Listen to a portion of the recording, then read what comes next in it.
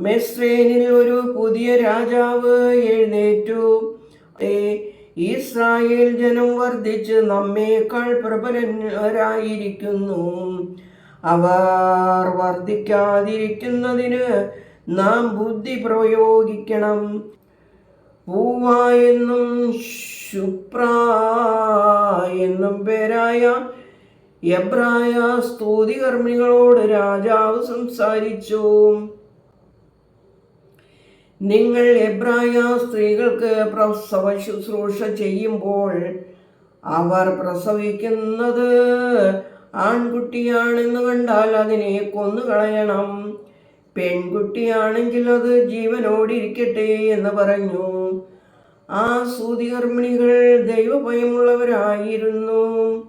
അവർ മിസ്രയീം രാജാവ് പറഞ്ഞതുപോലെ പ്രവർത്തിക്കാതെ ആൺകുഞ്ഞുങ്ങളെ